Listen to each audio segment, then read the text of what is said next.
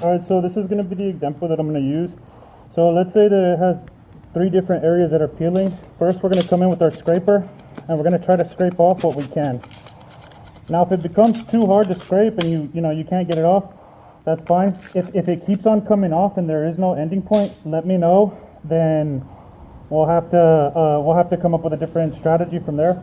But so first thing you're going to do, you're going to try to scrape off, lift up whatever you possibly can, right? Next thing that we're going to do, since there's these multiple areas that are peeling, right? What we're going to do is we're going to sand this entire area down to the fiberglass.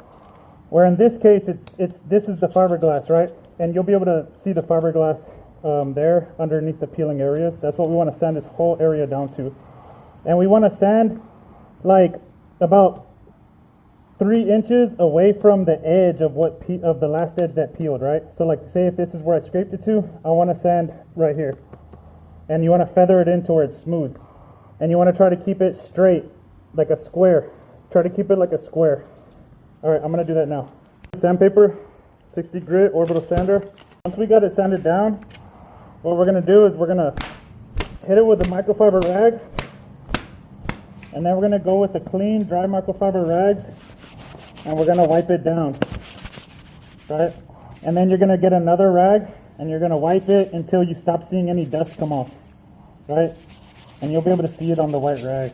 And then once you stop see how it's still picking up color, so it's not ready. So you do it until any dust stops coming off, and then just change the rag until it stops picking up dust. It has to be a microfiber rag because that's the only one that'll pick up the dust. Now it's time to paint.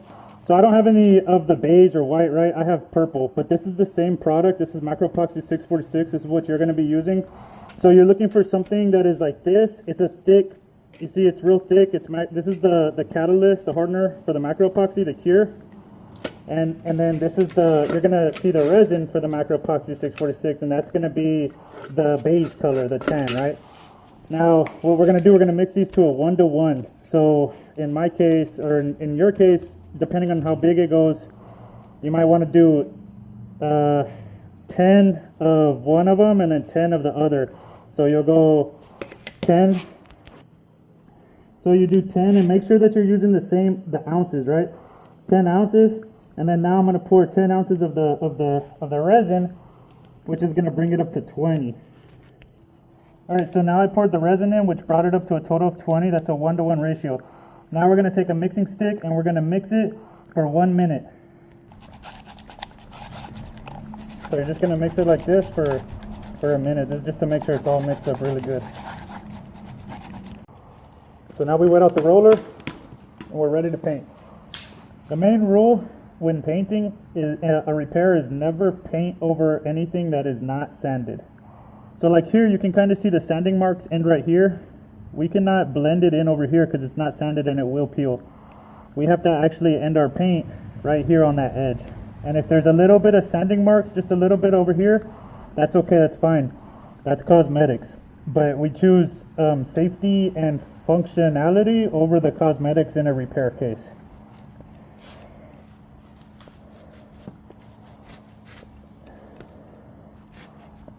So we're going to just paint it right up to that edge, right?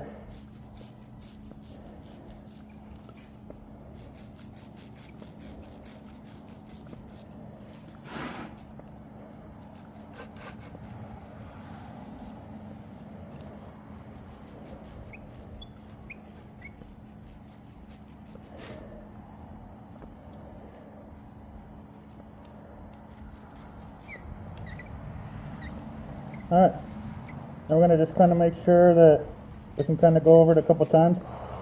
If it doesn't cover, you can give it like 10, 20 minutes. Give it 20 minutes out there, and then you can come back and give it another real light coat. You have to make sure it's a light coat if you do that. And that's just to get the coverage, right? And then what we're going to do, we have to wait for this to dry, and after this dries up, we'll come back with a scraper, and we'll scrape off any of this debris that's on here, but we leave it there for now. And another thing, if you did pass over the edge that wasn't painted, you can come with a rag like this, so it doesn't peel later. Okay.